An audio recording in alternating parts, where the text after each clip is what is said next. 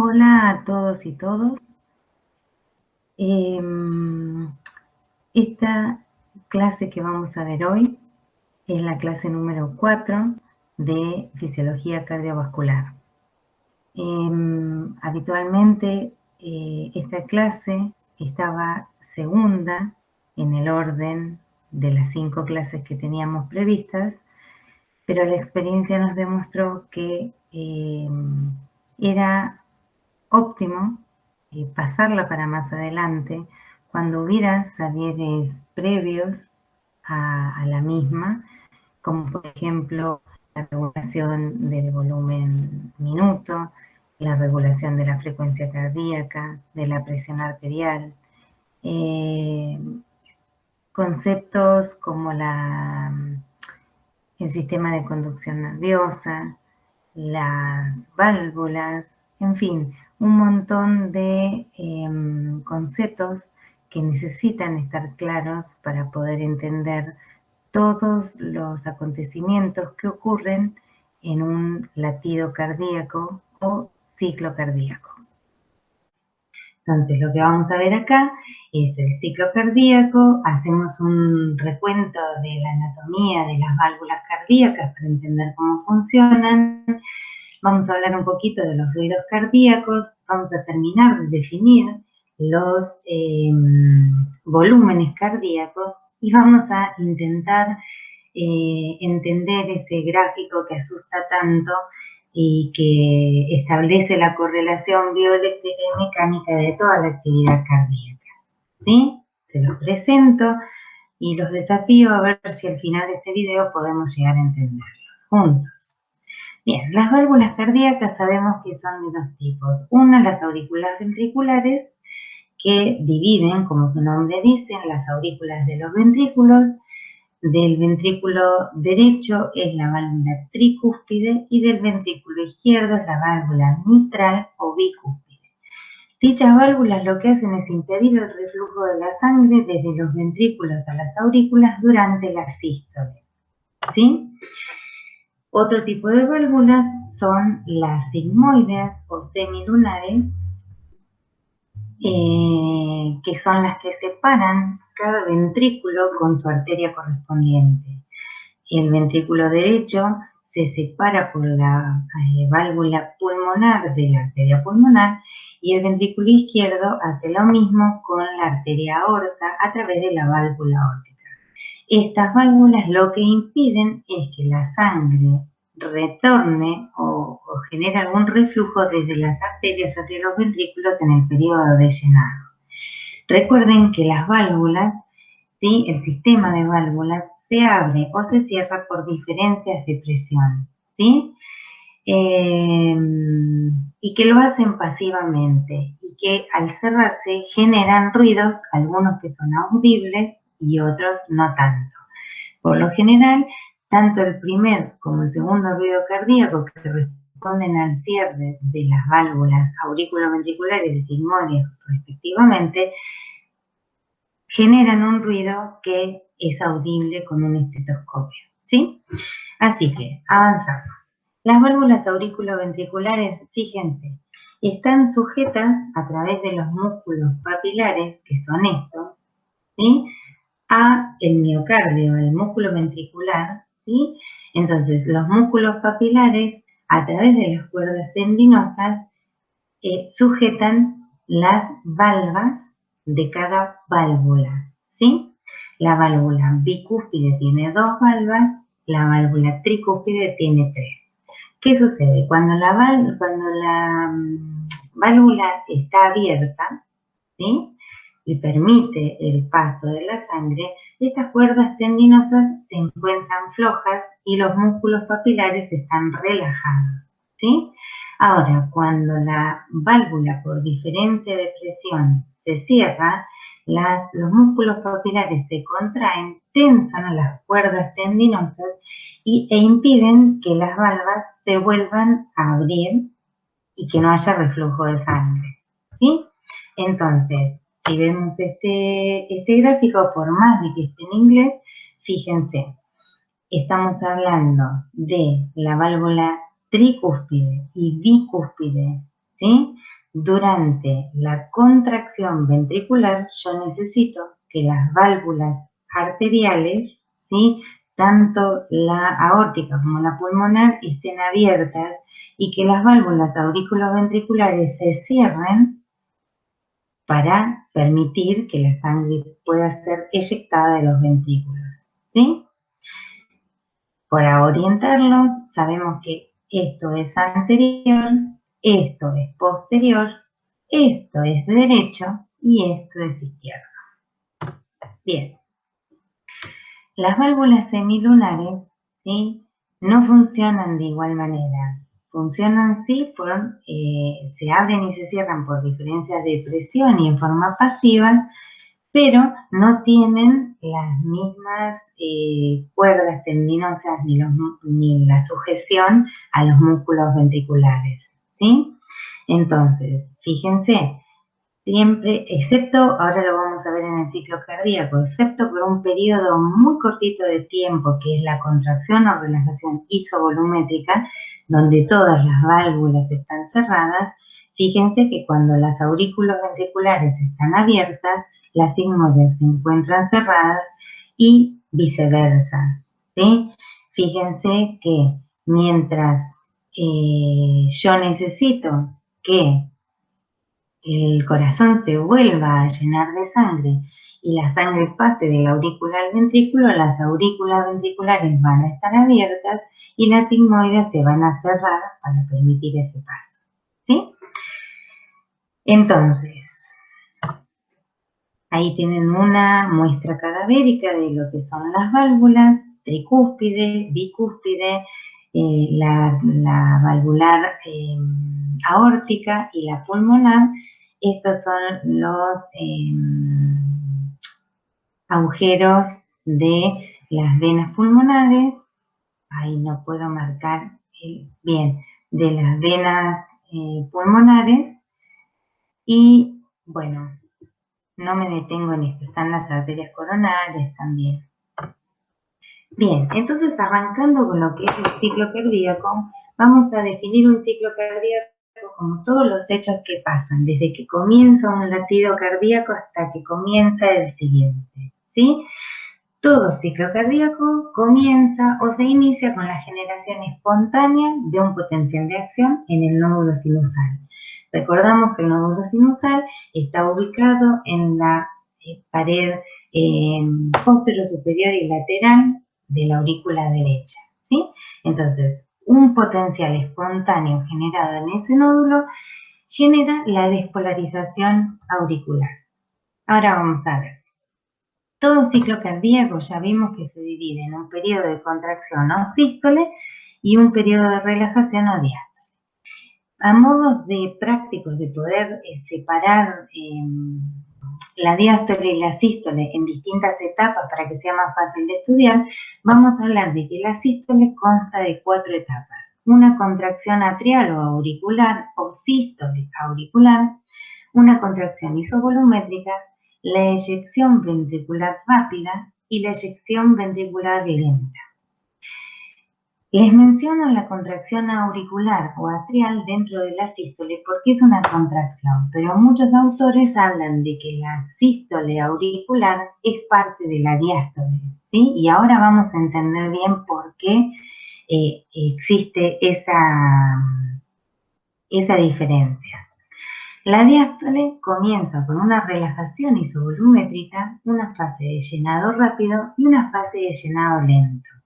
A esa fase de llenado lento se le agrega la contracción auricular al final para terminar de completar el volumen de fin de diástole. Por eso surge la confusión, que en realidad no es una confusión, sino que es algo que sucede así. Algunos autores lo mencionan dentro del periodo de diástole y otros dentro de la sístole. Entonces, arranquemos. ¿Qué sucede? Cerca del final, cuando el corazón y el ventrículo empieza a considerarse en la etapa final de la diástole, tiene un volumen de aproximadamente 105-110 mililitros, ¿sí? Con la generación espontánea del potencial de acción, comienza la onda P del electrocardiograma, que lo que hacía era marcar el inicio de la despolarización auricular. ¿Qué sucede? La sangre que viene entrando por las venas cavas a la aurícula derecha y a través de las venas pulmonares a la aurícula izquierda pasa de la aurícula al ventrículo, ¿sí? Las válvulas auriculoventriculares están abiertas, las válvulas sigmoides o semilunares se encuentran cerradas, ¿sí? La contracción, después de la despolarización auricular, viene la contracción. Esa última contracción o sístole auricular lo que hace es como exprimir o agregar los 25 mililitros o 30 mililitros restantes al ventrículo para que complete su volumen de fin de diástole, que va a ser igual a 130 mililitros aproximadamente. Cada uno de los ventrículos va a tener ese volumen al final de la diástole, ¿sí? Pero fíjense que el final de la sístole auricular coincide con el final de la diástole ventricular. Por eso es la diferencia que yo les marcaba anteriormente. Bien, entonces estamos de acuerdo que la contracción auricular agrega lo que le faltaba al ventrículo para terminar de estar llenito. La despolarización ventricular, ¿sí?, que se evidencia con el complejo QRS en el electrocardiograma, ¿sí?, inicia la sístole o contracción ventricular. La presión dentro de los ventrículos empieza a aumentar tanto que las válvulas auriculoventriculares, por diferencia de presión, se cierran. Al cerrarse producen un ruido fuerte, que es el primer ruido cardíaco audible con el estetoscopio. Durante este periodo, es un periodo muy cortito, 0,05 segundos, tanto las aurículas como las válvulas auriculoventriculares como las pulmonar y la aórtica se encuentran cerradas, con lo cual el corazón genera fuerza sin acortarse y el volumen se mantiene constante pero a mucha presión dentro de los ventrículos, ¿sí? Cuando la presión dentro del ventrículo izquierdo supera los 80 milímetros de mercurio, que es la presión de la aorta, ¿sí?, o la presión mínima, estamos hablando de la presión arterial, ¿sí? Circulación sistémica, acuérdense que la presión era 80-120 y en la presión en el circuito pulmonar era de 8-25-30 aproximadamente. Entonces, cuando la presión del ventrículo izquierdo supera los 80 milímetros de mercurio de la presión que hay en la aorta y el ventrículo derecho supera los 8 milímetros de mercurio que hay en la arteria pulmonar, ambas válvulas semilunares se abren, tanto la aórtica como la pulmonar, ¿sí? Ahí comienza la eyección rápida de la sangre. ¿Hasta cuándo? La presión sube hasta alcanzar los 120 milímetros de mercurio en la arteria aorta y los 25-30 milímetros de mercurio en la arteria pulmonar, ¿sí? En este periodo de eyección rápida, cada ventrículo eyecta 70 mililitros de sangre, ¿sí? Eso sería el volumen sistólico. El volumen sistólico es el volumen de sangre que cada ventrículo eyecta en cada latido. Y ese volumen, ¿sí?, que es de 70 mililitros, determina que al final de la eyección ventricular rápida o al final de la sístole, se quede un volumen residual dentro de los ventrículos que es de 60 mililitros aproximadamente. Ese volumen de fin de sístole o volumen residual es de 60 mililitros. Y ahora vamos a ver cómo se pueden calcular.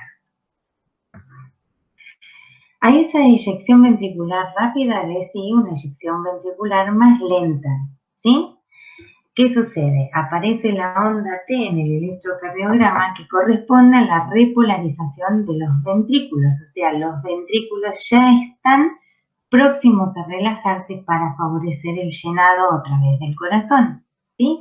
Al disminuir el flujo de sangre desde los ventrículos, las válvulas semilunares se cierran por diferencia de presión. Y cuando se cierran estas válvulas semilunares se produce el segundo ruido cardíaco, también audible con un estetoscopio. A partir de allí empieza la diástole. La diástole dijimos que era el periodo de relajación tanto de los ventrículos como las aurículas, ¿sí? ¿Y qué pasa?